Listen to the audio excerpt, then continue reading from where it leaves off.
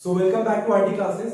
आज हम एक नया टॉपिक पढ़ेंगे जिसका नाम है सीक्वेंसेस एंड सीरीज। ठीक है, वैसे तो हम सीक्वेंसेस एंड सीरीज को किसके पॉइंट ऑफ व्यू से देखेंगे? 10th क्लास के पॉइंट ऑफ व्यू से। ठीक है, क्योंकि ये मेन जो टॉपिक है ये 11th क्लास में देखा जाता है। कौन सी क्लास में? 11th क्लास में। तो 11th क्लास में हम तीन टॉपिक पढ़ते हैं, ईपी पढ़ते हैं, जीपी भी पढ़ते हैं, और एक और होता है जिसे कहते हैं एचपी। ठीक है, ईपी क्या होता है? Arithmetic progression. जीपी क्या होता है? Geometric progression. और एचपी क्या होता है? Harmonic progression. ठीक है, इन दोनों को हम 11th में देखेंगे, लेकिन फिलहाल 10th क्लास के पॉइंट ऑफ व्यू से हमें किस पे फोकस करना है? अरिथमेटिक प्रोग्रेशन पे। किस पे? Arithmetic progression. तो इस पे आने से पहले हम ये देखेंगे कि आखिर सीक्वेंस और सीरीज अलग अलग जो टर्म्स हैं वो आखिर रियलिटी में है क्या। ठीक है, तो सीक्वेंस एंड सीरीज में सबसे पहले हम किस पे देखेंगे? सीक्वेंस क्या होता है। ठीक है, तो आते हैं सीक्वेंस। तो सीक्वेंस स्टार्ट करने से पहले हम ये देखते हैं कि आखिर बहुत सारे नंबर्स का हमारे पास क्या होता है? कलेक्शन होता है। ठीक है, तो जैसे मैंने बोला 1 2 9 11, कोई सा भी रैंडम नंबर। ठीक है, कोई सा भी रैंडम नंबर ले लें और उसका हम अगर क्या बनाते हैं? कलेक्शन बनाते हैं। क्या बनाते हैं? कलेक्शन। तो सपोज करो मैंने लिखा 1 2 11 19। ठीक है, इस तरीके से मैंने ये नंबर्स लिख दिए। ठीक है, अच्छा अगर मैं इन नंबर्स को ऐसे लिखूं 1 9 2 3, इन नंबर्स के लिखने में और इन नंबर्स के लिखने में कोई डिफरेंस है क्या? ये सारे के सारे नंबर्स कैसे हैं? रैंडम नंबर्स हैं। ठीक है, तो ये कब हमारा सीरीज कहलाएगा या फिर कब हमारा ये सीक्वेंस कहलाएगा? ठीक है, ये हम देखते हैं। ठीक है, तो सबसे पहले 1 2 11 19 ये हमारे नंबर्स का कलेक्शन है। अगर इन नंबर के कलेक्शन में कॉमा लगा दें, क्या लगा दें? कॉमा। हर नंबर के बाद कॉमा लगा दें, मतलब जो भी नंबर हम बोल रहे हैं, जैसे 1 बोला उसके बाद दूसरा नंबर आया, तो उन दो नंबर्स के बीच में अगर हम क्या लगा दें? कॉमा। तो अगर मैंने यहाँ पे कॉमा लगाया तो ये जो हमारा नंबर्स का कलेक्शन है ये क्या कहलाता है? सीक्वेंस। क्या कहलाता है ये? सीक्वेंस। सीक्वेंस की पहचान बहुत ही आसान है। नंबर्स के कलेक्शन में अगर हमें क्या दिख रहा है? कॉमा। अगर नंबर के कलेक्शन में अगर हमें कॉमा दिख रहा है तो डेफिनेटली वो क्या कहलाएगा? सीक्वेंस। क्या कहलाएगा वो? सीक्वेंस। अच्छा, अब ये 1 9 2 3 लिखा है। ठीक है, मैंने भी नंबर बोला 1 9 2 और 3। ठीक है, रैंडमली नंबर्स बोले, तो क्या ये सीक्वेंस है? नहीं। क्यों नहीं है सीक्वेंस? क्योंकि वहाँ पे कॉमा नहीं है। ऑब्वियसली बात है, सीक्वेंस कब बनेगा? जब नंबर्स के बीच में क्या आ जाए? कॉमा। अगर ये कॉमा नहीं है तो हमेशा क्या क्या पढ़ेंगे? एज अ होल नंबर पढ़ेंगे। कैसे? 1923 यही पढ़ेंगे ना, और कुछ तो पढ़ेंगे नहीं। इसी वजह से जब तक यहाँ पे कॉमा नहीं लगेगा तब तक ये सीक्वेंस कराएगा क्या? नहीं। तो इस तरीके से हम देखते हैं कि हमारे नंबर जो गिवन है वो सीक्वेंस होगा या नहीं। ठीक है, तो फिलहाल सीक्वेंस समझ में आया। अब हम आते हैं सीरीज पे। किस पे आते हैं? सीरीज। आखिर सीरीज क्या होती है? ठीक है, तो ये भी एक नंबर्स का कलेक्शन ही है। ठीक है, लेकिन डिफरेंट टाइप का, इसमें थोड़ी सी चेंजेस होते हैं। तो सीरीज भी क्या है? Collection of numbers. तो हमने बहुत सारे नंबर्स बोले, जैसे मैंने बोला कि ये एग्जांपल ले लेते हैं 1 2 11 19 100, कोई सा भी रैंडम नंबर जो जनरेट कर पा रहे हैं हम बोलते समय, तो ये हमने लिखा। अब ये सीरीज तब कहलाएगी?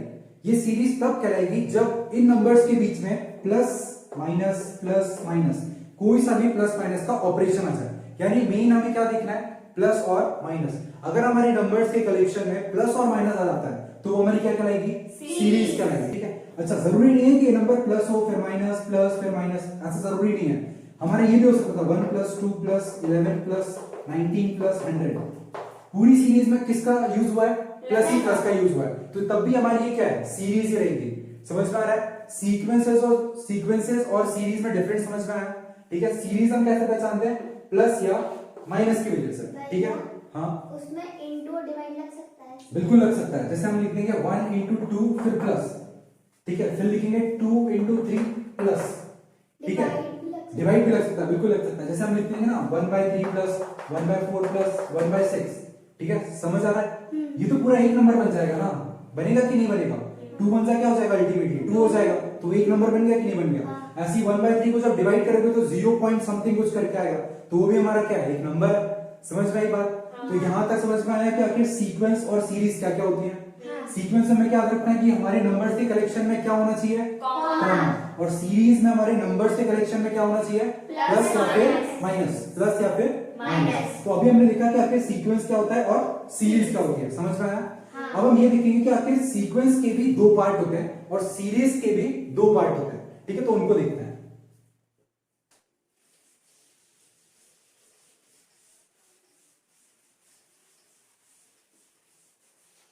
तो हमारा जो सीक्वेंस होता है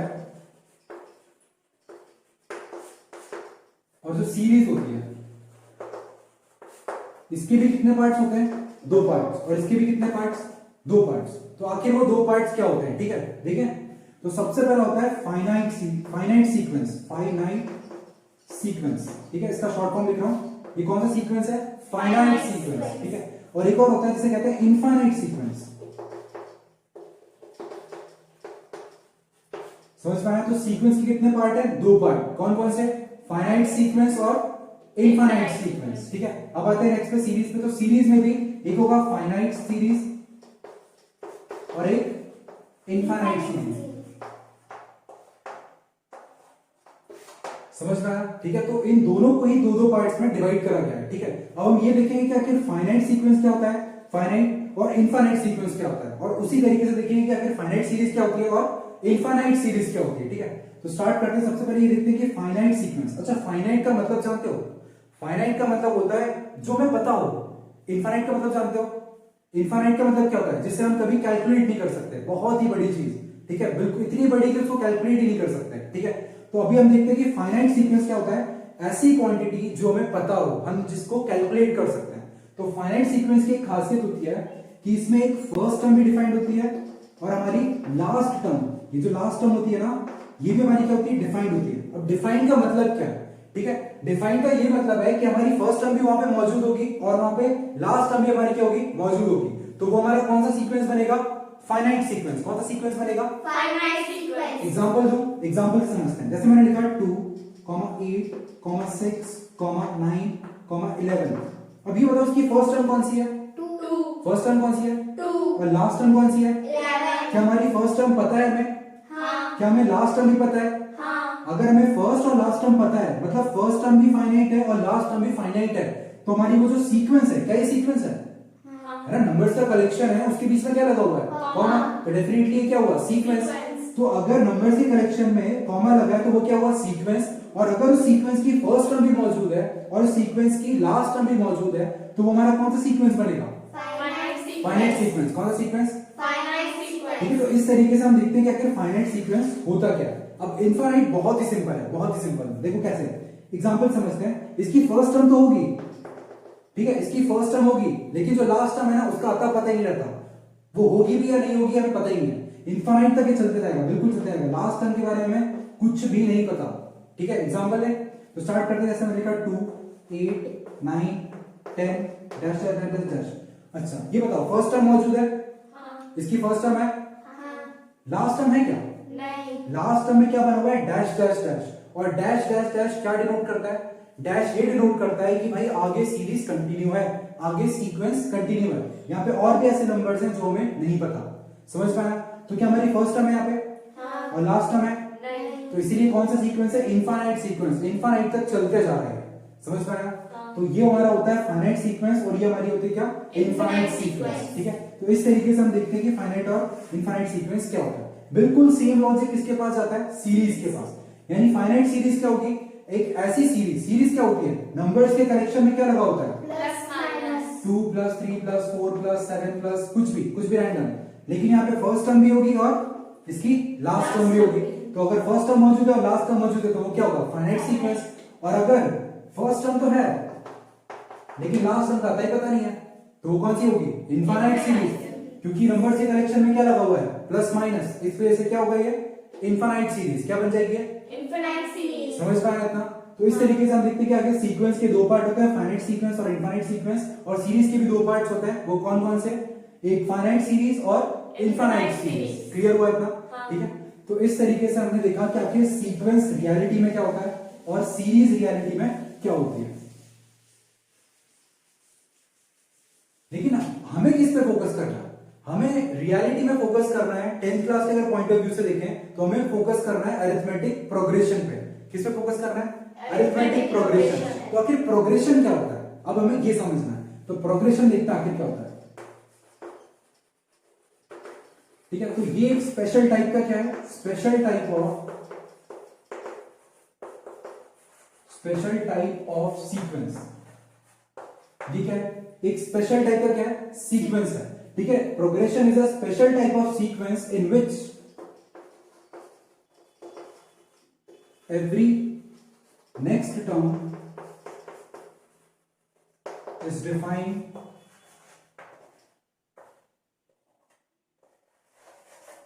every next term is defined by a constant, rule और नंबर। ठीक है, इसको बहुत ध्यान से पढ़ते हैं पहले। प्रोग्रेशन क्या होता है? Special type of sequence in which every next term, ठीक है, हर नेक्स्ट टर्म किससे डिफाइंड है? एक every next term is defined by a constant rule और अ नंबर। ठीक है, तो इसको एग्जांपल के थ्रू समझते हैं आखिर प्रोग्रेशन हकीकत में होता क्या है। अच्छा एक बात बताओ, 1 2 8 9 10 ये हमारी सीरीज है क्या? क्या ये हमारी सीरीज है? नहीं। क्या ये हमारा सीक्वेंस है? नहीं। बिल्कुल नहीं है। तो क्या है ये? नॉर्मल। ये नॉर्मल नंबर है। देखो इसको पढ़ सकते हैं अपन, जैसे 1 10 100 1000 लगा के हम इस पूरे नंबर को पढ़ सकते हैं। ठीक है, ये हमारा एक नॉर्मल नंबर है। अब अगर मैंने इसमें कॉमा लगा दिया तो ये क्या बन गया? सीक्वेंस। क्या बना ये? सीक्वेंस। सीक्वेंस। अच्छा, अगर ये सीक्वेंस है तो इसके नंबर के बीच में कोई रिलेशन दिख पा रहा है कि ये कौन सी टर्म कहलाती है? ये कौन सी टर्म कहलाती है? First term. और ये कौन सी टर्म कहलाती है? Last term. Last term. अच्छा, फर्स्ट टर्म के बाद कौन आया? सेकंड या नहीं, मतलब कौन सा नंबर आया? 2 आया। फर्स्ट के बाद क्या आया? 2। अच्छा, 1 के बाद 2 आया तो 1 के बाद 2 कैसे आ सकता है? बता सकता है कोई? 1 के बाद 2 कैसे आया होगा? अगर लॉजिक लगाएं, कुछ लॉजिक दे। 1 प्लस करके, क्या करके? 1 प्लस करके। तो 1 प्लस करके तो हमारा कितना आ गया? 2 आ गया। अच्छा, 2 के बाद 8 कैसे आया होगा? 2 के बाद 8 के आने का कोई एक सर्टेन लॉजिक नहीं है। अब उसमें कितना प्लस करोगे? 6 प्लस करना पड़ेगा। ठीक है, तो इसको लाने के लिए कितना प्लस करना पड़ा? 6 को। अच्छा, 8 के बाद 9 कैसे आया होगा? +1 करके। और फिर 9 के बाद 10 कैसे आया? +1 करके। तो कोई एक पर्टिकुलर लॉजिक बैठ रहा है क्या कि हर नंबर को उससे प्लस करने पे हमारा नया नंबर आता जाए? कभी +1 हो रहा है, कभी +6 हो रहा है, कभी +1 हो रहा है, फिर कभी +1 हो जा रहा है, ऐसे ऐसे करके रैंडमली कुछ भी होता जा रहा है। तो क्या ये प्रोग्रेशन है? यही प्रोग्रेशन नहीं होता। समझ में आ रही बात? अगर यहाँ पे पर्टिकुलरली यहाँ पे +1 हो, यहाँ पे +1 हो, यहाँ पे +1 हो, यहाँ पे +1 हो, तब जाके हमारा क्या बनता है? प्रोग्रेशन बनता है। ठीक है, तो अगर मैंने ये लिखा 1 2 3 4 5 6 डैश डैश डैश। अच्छा, पहले तो ये बताओ, अगर यहाँ पे मैंने डैश डैश डैश लगाया है तो इसका मतलब क्या ये सीक्वेंस है? पहले तो ये बताओ, क्या ये सीक्वेंस है? सीक्वेंस तो है ना। क्यों सीक्वेंस है? क्योंकि क्या लगा हुआ है? नंबर से कलेक्शन में कॉमा लगना मतलब सीक्वेंस। ठीक है, तो अगर ये सीक्वेंस है और लास्ट में डैश डैश डैश है तो ये कौन सा सीक्वेंस है? फाइनाइट या फिर infinite? Infinite sequence. Last term के बारे में कुछ नहीं पता। ठीक है, अच्छा ये बताओ, 1 के बाद 2 कैसे आया होगा? +1। 2 के बाद 3 कैसे आया होगा? +1। 3 के बाद 4 कैसे आया होगा? +1। 4 के बाद 5 कैसे आया होगा? +1। और 5 के बाद 6 कैसे आया होगा? +1। अब ये बताओ, हर एक नेक्स्ट नंबर को लाने के लिए हमें क्या करना पड़ रहा है? +1। हर एक नंबर लाने के लिए, नेक्स्ट नंबर लाने के लिए हमें क्या करना पड़ रहा है? +1। और ये देखो डेफिनेशन क्या कहती है? Special type of sequence. एक टाइप का सीक्वेंस है, बिल्कुल है, इन विच एवरी नेक्स्ट टर्म, यानी हर अगली टर्म, ठीक है, हर एक अगला number is defined by a constant rule और अ नंबर। देखो ये कैसे डिफाइंड है कि अगली टर्म तुम्हें तभी मिलेगी जब तुम उसमें क्या प्लस कर दो? +1। उसके बाद वाला जो नंबर मिलेगा वो तभी मिलेगा जब उसमें क्या कर दो? +1। समझ में आ रहा है? तो हर बार अगर एक कांस्टेंट रूल, बताओ ये कांस्टेंट है कि नहीं है? ये हर बार एक ही नंबर है। समझ में आ रहा है? और इसी कांस्टेंट रूल से पूरी के पूरे नेक्स्ट टर्म्स हमारी आती जाएंगी। तो इस टाइप के अगर सीक्वेंस है हमारे पास तो वो सीक्वेंस हमारा क्या कहलाता है? प्रोग्रेशन कहलाता है। क्या कहलाता है? प्रोग्रेशन।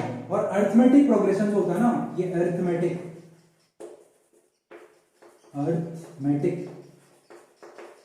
प्रोग्रेशन सिंपल नंबर्स का प्रोग्रेशन है। किसका प्रोग्रेशन है? नंबर्स का। ठीक है, अरिथमेटिक मतलब होता है नंबर्स के साथ प्रोग्रेशन करना, हमारे क्या कहलाता है? Arithmetic progression. तो समझ में आया होगा कि आखिर प्रोग्रेशन क्या होता है। ठीक है, अब आगे बढ़ सकते हैं। अच्छा, प्रोग्रेशन को एक और तरीके से हम समझेंगे और वही हमारी रियल डेफिनेशन होती है। ठीक है, तो देखो प्रोग्रेशन को हम एक तरीके से मान के चलते हैं एक फंक्शन। क्या मान के चलते हैं? फंक्शन। क्या मान के चलते हैं? फंक्शन। अब फंक्शन एक ऐसी मशीन है, ठीक है, ऐसी मशीन है, फंक्शन एक ऐसी मशीन है जिसमें अगर हम इनपुट दें तो हमें एक आउटपुट मिलेगा। क्लियर है? अब सपोज करना मैंने लिखा x+1, हमारा एक फंक्शन है जिसका नाम क्या है? x+1, यानी हमारी एक मशीन है जिसका नाम क्या है? x+1। अब इस मशीन में मैंने क्या डाला? 1 डाला। x की जगह कितना डाला? देखो यहाँ पे x है ना, तो x की जगह मैंने क्या भरा? 1। अब मुझे आउटपुट में कुछ मिलेगा, यहाँ पे जाके कुछ मिलेगा बाहर। ठीक है, तो जिस दिन मैंने x की जगह 1 रखा तो मेरा आंसर कितना है देखो, x की जगह 1 + 1 आंसर कितना आया, 2 हमारा फाइनल आंसर कितना है 2 यानी एक इनपुट रखने पे हमें एक आउटपुट मिल रहा है। हाँ तो ये हमारा क्या कहलाता है, फंक्शन। क्या कहलाता है ये, फंक्शन। अच्छा, और ये जो इनपुट होता है ना, ये जो हम इनपुट देते हैं, इसी इनपुट को क्या कहते हैं, ये हमारा इनपुट है ना, इसे कहते हैं डोमेन। क्या कहते हैं, डोमेन क्या कहते हैं इसे, डोमेन डोमेन। इतना याद रखो फिलहाल के लिए, ज्यादा हाई जाने की जरूरत नहीं है, सिर्फ हमें इतना रखना है कि इनपुट क्या कहलाता है, डोमेन, सिर्फ इतना याद रखना है, ठीक है। तो ये हमारा क्या था, फंक्शन। फंक्शन में एक इनपुट दिया, फंक्शन एक टाइप की क्या थी, मशीन। उस मशीन में मैंने एक इनपुट दिया तो मुझे क्या मिल गया, आउटपुट। क्लियर है इतना, अब आगे सुनना। तो एक बात बताओ, अगर मैं x की जगह 2 रख दूं तो मेरा आंसर कितना आएगा फिर, अगर मैं x की जगह पे 2 रख दूंगा तो मेरा आंसर कितना आएगा 3 तो 2 रखने पे हमारा आंसर कितना आ रहा है, 3 क्लियर है इतना। हाँ अच्छा, ये तो ये एक बात बताओ, यहाँ पे मैं दुनिया का कोई सा भी नंबर रख दूं आंसर मिलेगा कि नहीं मिलेगा, हाँ मिलेगा ना, बिल्कुल। हाँ। तो हमारा कोई सा भी नंबर, मतलब दुनिया का कोई सा भी नंबर कहाँ लाई करता है, नंबर लाइन पे। कहाँ होता है, नंबर लाइन पे। तो हमें दुनिया के सारे नंबर्स मिल जाएंगे ना, तो हम वहां से उठा के कोई सा भी नंबर रख सकते हैं। तो इस फंक्शन की डोमेन पता क्या होगी, डोमेन वो वैल्यू होती है जो हम मशीन में रख सकते हैं, ठीक है, जो मशीन में रख सकते हैं, और वो एक आंसर देगी ही देगी, तभी हमारी वो क्या कहलाएगी, डोमेन कहलाएगी, ठीक है। तो सपोज करो कि मैंने इधर लिखा 3 रख लिया तो हमें एक आउटपुट मिलेगा। अभी मैंने देखो 1 रखा था तो आउटपुट मिला, 2 रखा था तो आउटपुट मिला, 3 रखूंगा तो भी मिलेगा, 4 रखूंगा तो भी मिलेगा, -1 रखूंगा तो भी मिलेगा, और -3 रखूंगा तो भी मिलेगा। ऐसे ऐसे करके मैं इनफाइनाइटली कितने भी नंबर्स रखूंगा ना, मुझे आउटपुट मिलना ही मिलना है, ठीक है। तो इसीलिए हम कहेंगे कि इसकी डोमेन क्या है, ऑल रियल नंबर्स। क्या होगी डोमेन, ऑल रियल नंबर्स ठीक है। और पूरे के पूरे रियल नंबर में कहां मिलते हैं, नंबर लाइन पे। कहां मिलते हैं, नंबर लाइन पे, ठीक है। तो हमारी डोमेन क्या बन जाएगी, ऑल रियल नंबर्स। क्लियर है इतना, ठीक है। अब बताओ, अब एक और फंक्शन लेता हूं, एक और मशीन ली जिसका नाम था 1/x। क्या नाम था भाई, 1/x ठीक है। इसको ध्यान से देखना, बिल्कुल ध्यान से। हमारी जो नई मशीन है उसका नाम क्या है, 1/x। अब मुझे इसमें भी सेम करना है, इसमें भी मैं एक इनपुट दूंगा और मुझे क्या मिलेगा, आउटपुट। चलो करके देखते हैं। सबसे पहले मैंने x की जगह कितना रखा, 1। जिस दिन मैंने x की जगह 1 रखा तो यहाँ पे कितना आएगा, 1। तो 1/1 आंसर कितना आएगा, 1 तो मुझे एक आउटपुट मिला। हाँ आउटपुट कितना मिला, 1। तो 1 रखने पे मुझे आउटपुट कितना मिला, 1 1। अच्छा 2 रखता हूं, x की जगह जिस दिन मैंने 2 रखा तो मुझे आउटपुट कितना मिलेगा, 1/2 मिलेगा कि नहीं मिलेगा। हाँ देखो x की जगह मैंने 2 रख दिया तो 1/2 का आंसर कितना आएगा, 0.5, मतलब आंसर आ रहा है, ठीक है। तो भाई नंबर लाइन पे तो और भी नंबर्स मिल रहे हैं, उनको भी रख सकते हैं, 3 रख सकते हैं, 4 रख सकते हैं, 5 रख सकते हैं, लेकिन एक नंबर ऐसा है इसको नहीं रख सकते। कोई बता सकता है, 0। बिल्कुल सही। क्यों, क्योंकि जिस दिन मैंने यहाँ पे क्या रखा, 0, x की वैल्यू 0 रखी तो मुझे आउटपुट में पता है क्या मिलने वाला है, देखो x = 1/0। और 1/0 क्या होता है, इनफिनिट 1/0 क्या होता है, इनफाइनाइट। अच्छा, कोई मशीन इनफाइनाइट आउटपुट दे सकती है क्या, नहीं तुमने एक आंसर, एक वैल्यू रखी और तुम्हें इतना बड़ा नंबर मिल रहा है जो पता ही नहीं है। मशीन खुद कैसे रख सकती है उस नंबर को जब उसे खुद ही नहीं पता कि वो नंबर कितना बड़ा है।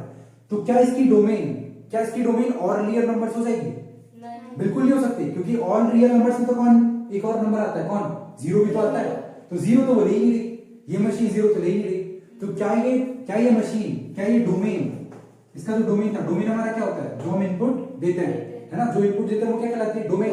तो क्या डोमेन में 0 आएगा, नहीं आएगा। तो ये फंक्शन, ये जो मशीन है वो 0 के लिए काम नहीं करेगी। समझ में आई बात, क्लियर है इतना। तो ये जो फंक्शन है ये किसके लिए काम नहीं करेगा, 0 के लिए, बाकी सबके लिए काम करेगा। तो इसीलिए इसकी डोमेन पता क्या होगी, ऑल रियल नंबर्स एक्सेप्ट 0। ये हमें पता होना चाहिए। समझ में आ गया इतना, ठीक है। फंक्शन कब डिफाइंड होता है और कब डिफाइंड नहीं होता है। 0 पे क्या ये फंक्शन डिफाइंड है, बिल्कुल नहीं, बिल्कुल डिफाइंड नहीं है। बाकी तुम दुनिया कोई सा भी नंबर ले लो, आंसर मिलना ही मिलना है, ठीक है। पूछो।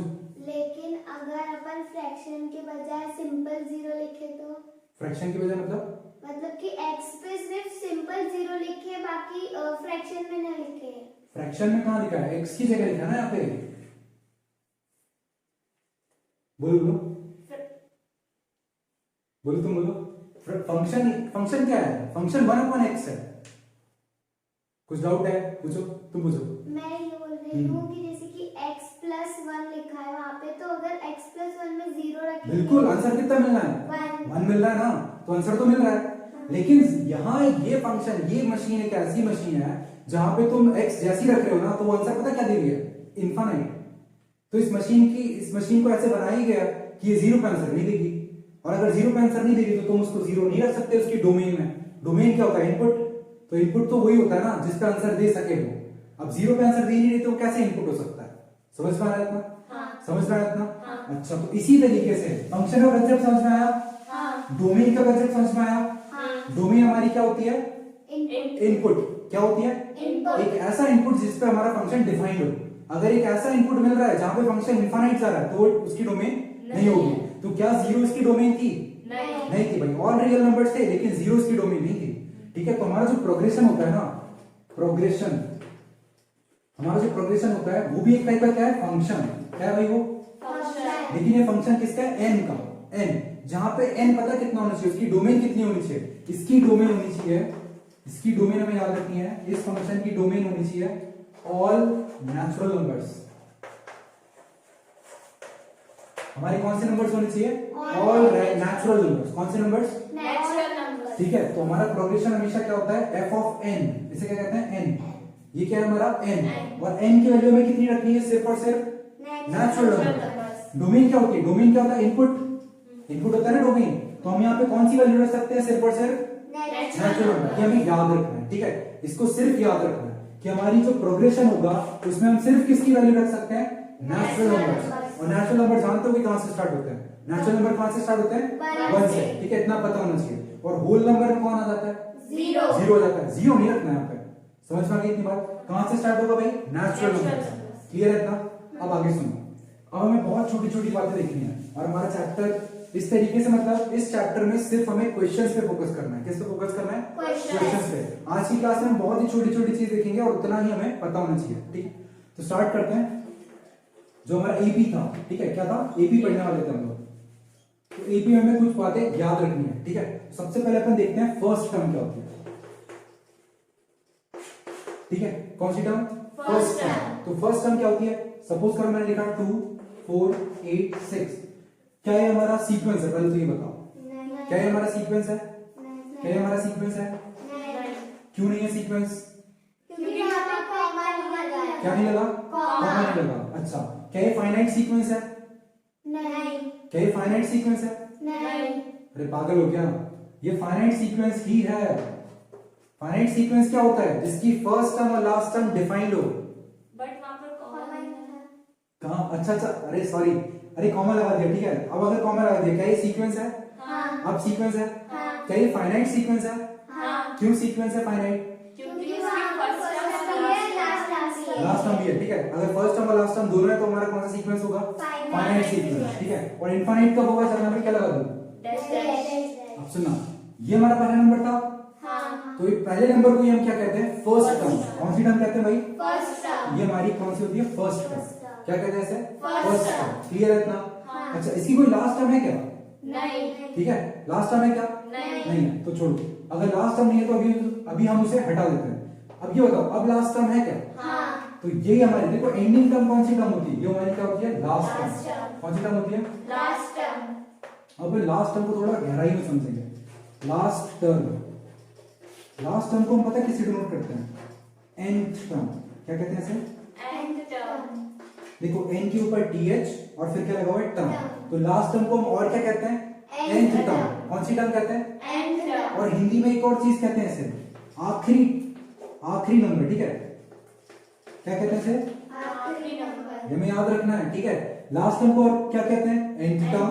लास्ट टर्म को और क्या कहते हैं? आखिरी नंबर। और लास्ट टर्म को एक और चीज कहते हैं कि जो चीज हमें चाहिए। ठीक है, ये याद रखना। ठीक है, जो चीज हमें चाहिए।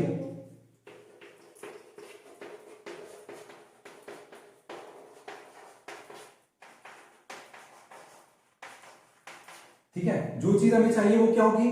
लास्ट टर्म वो भी होगी। ठीक है, अब इसको समझते हैं। अब मान के चलो मैंने लिखा 2 4, सॉरी यहां पे 6 लिखता हूं मैं और यहां पे 8 लिख रहा हूं। ठीक है, क्लियर है इतना? देखो 2 4 6 8, क्या ये हमारा प्रोग्रेशन है? ये बताओ पहले तो, क्या ये हमारा प्रोग्रेशन है? प्रोग्रेशन नहीं जानते क्या होता है? प्रोग्रेशन है, बिल्कुल है। इसमें एक कांस्टेंट रूल चल रहा है। कांस्टेंट लॉजिक चल रहा है, और वो कौन सा लॉजिक है बता सकते हो? +2। Very good. कौन सा लॉजिक चल रहा है? यानी अगला नंबर +2 करने पर ही आएगा। उसके बाद ये वाला नंबर भी किस पे आएगा? और ये वाला नंबर भी किस पे आएगा?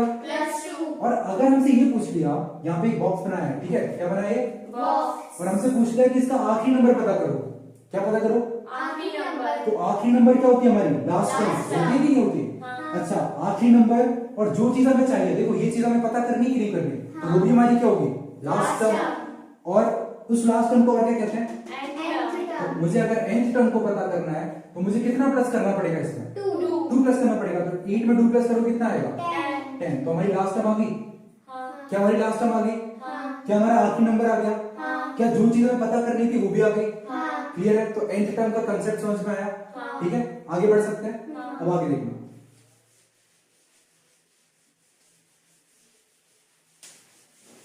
अब हम कुछ स्पेशल nth टर्म्स को देखेंगे। ठीक है, स्पेशल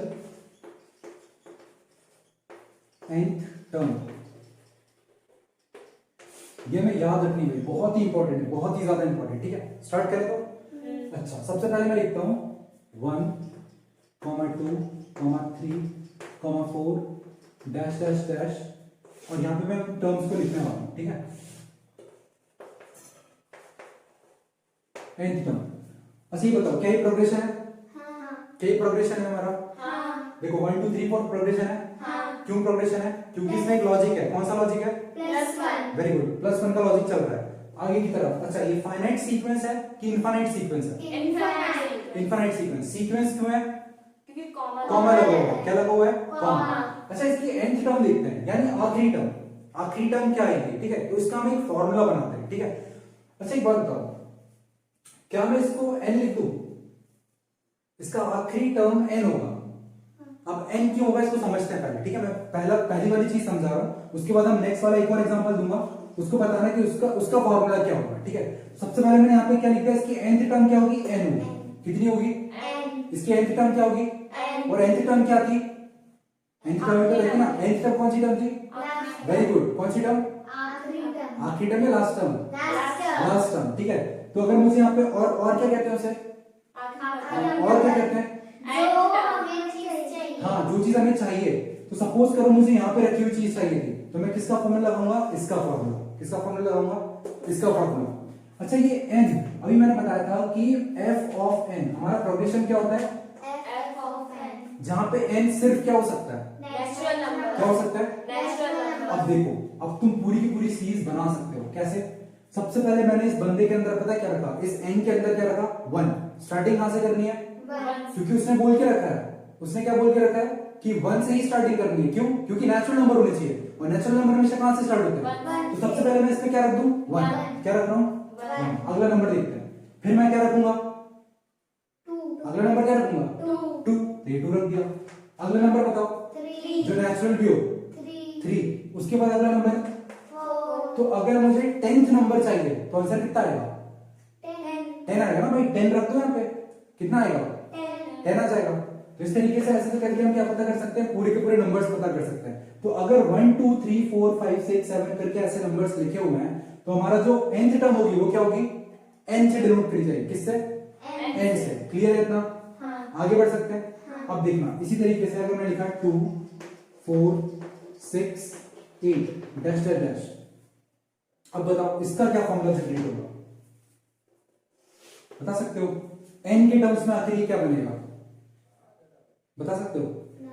मैं लिखूं और फिर देखते सही है कि नहीं। मैंने लिखा 2n।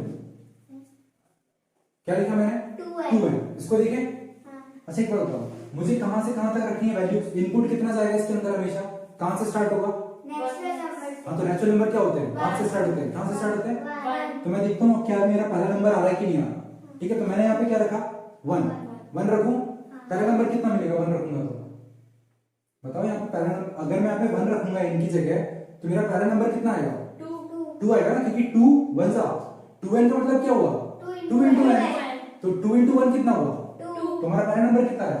2। अच्छा, अब मुझे कौन सा नंबर चाहिए? दूसरा। ठीक है, अब मैं यहाँ पे n की वैल्यू कितनी रखूंगा? 2। तो जिस दिन n की वैल्यू यहाँ पे 2 रखूंगा, अंदर दूसरा नंबर कितना आएगा? 4। अच्छा, अब n कितना रखूं? 3 3 1 रख लिया, 2 रख लिया, अब कितना रखूंगा? 3 तो आंसर कितना आएगा? 6 उसके बाद कितना रखूं? 4, 4 तो वो कितना आएगा? 8। 8 क्लियर है? अच्छा बताओ, क्या इस फॉर्मूले से ये सीरीज बनते जा रही है? हाँ क्लियर है? तो क्या ये हमारा रियल फॉर्मूला होगा कि नहीं होगा? बिल्कुल होगा, क्योंकि हमें वो सीरीज मिल रही है। अच्छा गलत बोल दिया मैंने, बताओ गलत बोल रहा हूँ कि नहीं बोल रहा हूँ? सीक्वेंस। Sequence, very good. क्या बोलना है? सीक्वेंस, क्योंकि हम पढ़ रहे हैं क्या, कॉमा लगा हुआ है। ठीक है, अच्छा इतना क्लियर हो गया कि 2n का फॉर्मूला कैसे बनता है। अब एक और देखना, 1 3 5 7 डैश डैश डैश, इसका बना पाओगे? हाँ क्या है? 3n 3n, रख दो, n की जगह 1 रखो, कितना आएगा पहला नंबर? 1 1 3 कितना आ रहा है पहला नंबर? 3 हमें तो कितना चाहिए? 1 हमें कितना चाहिए? 1 तो 3n तो गलत हो गया, और कुछ सोचो। 1n 1n रख लो, n की जगह 1 रखो, 1 into 1 कितना आएगा? 1 आ गया। फिर 2 रखो, 3 नहीं आएगा। फिर सोचो,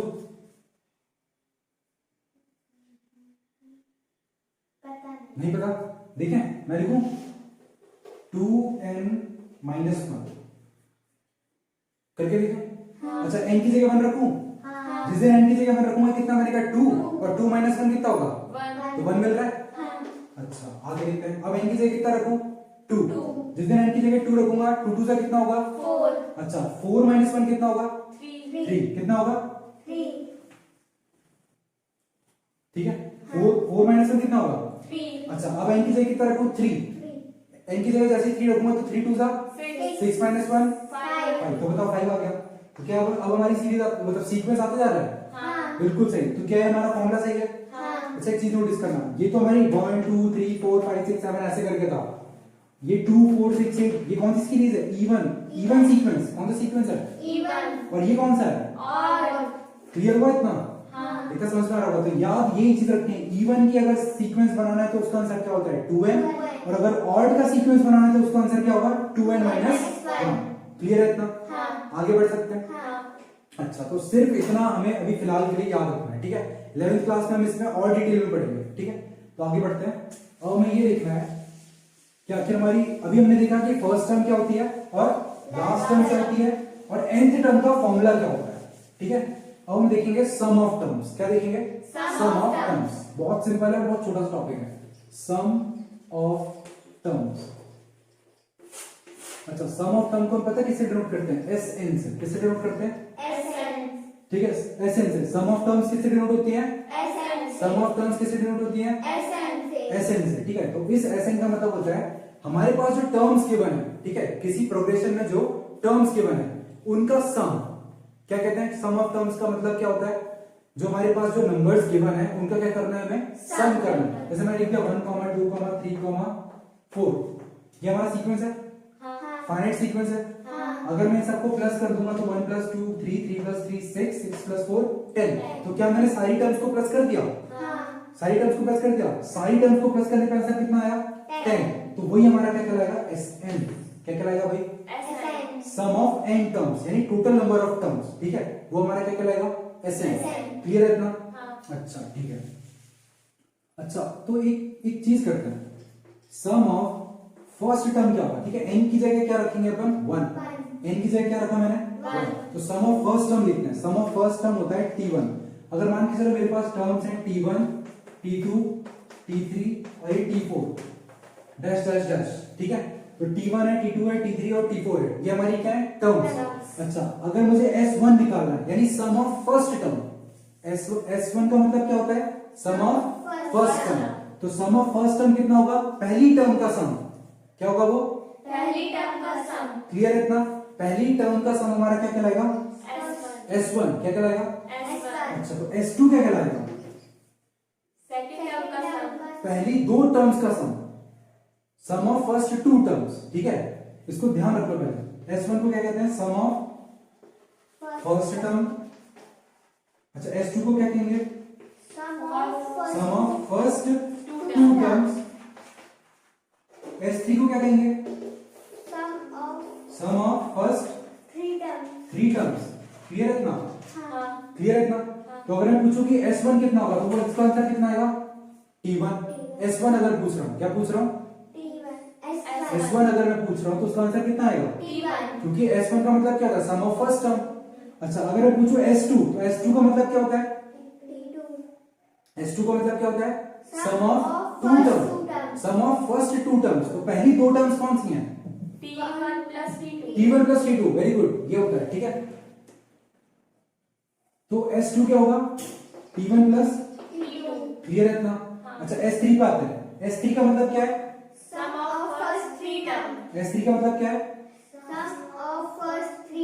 यानी पहली दूसरी और तीसरी इन तीनों टर्म्स का सम हमारा क्या होगा, S3, क्लियर है। तो S3 लिखें, T1 plus T2 plus T3, clear है इतना, समझ पा रहा भाई, ठीक है। अगर मैं पूछूं सम S4 बताओ, तो सम ऑफ फर्स्ट फोर टर्म्स यानी पहली चार टर्म्स का सम, क्लियर है इतना, समझ आ रहा है, ठीक है। तो T1 plus T2 plus T3 plus T4 हमारा क्या कहलाएगा, S4, समझ में आ गया इतना।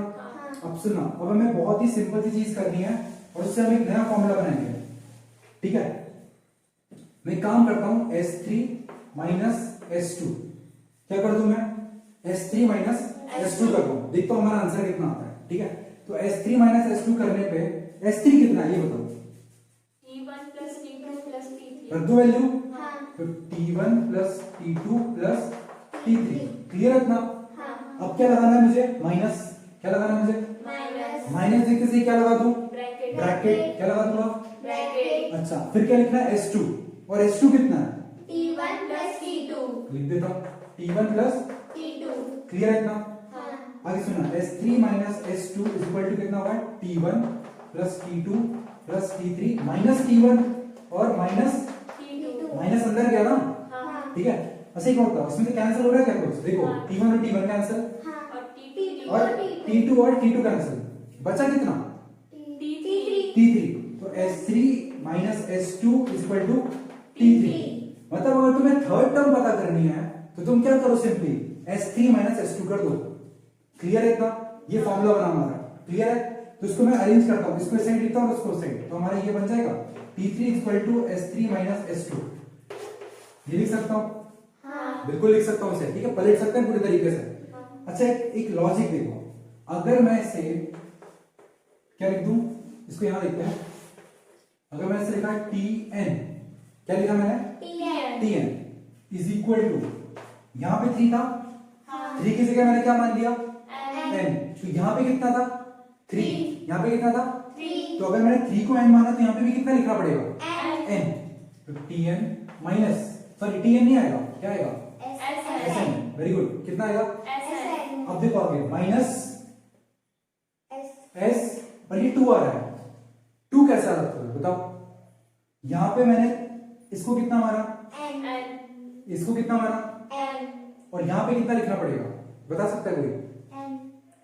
अच्छा एक हिंट देता हूं, यहां पे कितना था, यहां पे अभी कितना है, यहां पे कितना है, और 3 में से ऐसा क्या कर दूं कि आंसर 2 आ जाए, -1, कितना कर दूं, तो अगर मैंने इसे n माना था, इसे n माना था, तो यहां पे क्या लिख दूं, वेरी गुड, क्या लिखूंगा मैं, ये हमारा जनरल फॉर्मूला बनता है भाई, बहुत ही सिंपल। अब तुम दुनिया की कोई सी भी टर्म निकाल सकते हो, तुम्हें अगर 8वीं टर्म निकालनी है तो तुम क्या करो, T8 is equal to S8 minus S8 minus 1, clear है ना। इसको देख लो, T8 अगर पता करनी है, मतलब 8 से टर्म अगर पता करनी है तो तुम्हें कुछ नहीं करना, S8 माइनस S7 आ जाएगा इसका आंसर, आएगा कि नहीं आएगा, एक टर्म से माइनस कर लेना, समझ में आ गया इतना। ऐसे अगर 10th टर्म पता करने को बोलूंगा तो भी अपन पता कर सकते हैं, तो 10th टर्म कैसे निकालेंगे अपन, अगर 10th टर्म देखें तो T10 इक्वल टू कितना होगा, S10 माइनस S10 माइनस 1 कितना होगा, 9, तो T10 कैसे आएगी, S10 माइनस S9, समझ में आया। तो इस तरीके से हम क्या करते हैं, सम ऑफ टर्म्स को पता करते हैं और सम ऑफ टर्म्स का देखते हैं कि आखिर कोई पर्टिकुलर टर्म हम कैसे निकाल सकते हैं सम का यूज करके, क्लियर है, इतना समझ में आया। तो इस तरीके से हमने देखा कि आखिर सीक्वेंस एंड सीरीज में जो इंपॉर्टेंट पॉइंट्स थे वो हमने देखे। अब नेक्स्ट क्लास में हम ये देखेंगे कि आखिर अरिथमेटिक प्रोग्रेशन में कैसे हम फॉर्मूलाज का यूज करते हैं, ठीक है। Sn का भी एक सेपरेट फॉर्मूला होता है, ठीक है, और एक nth टर्म का भी एक सेपरेट फॉर्मूला होता है, तो वो हम नेक्स्ट क्लास में देखेंगे, ठीक है।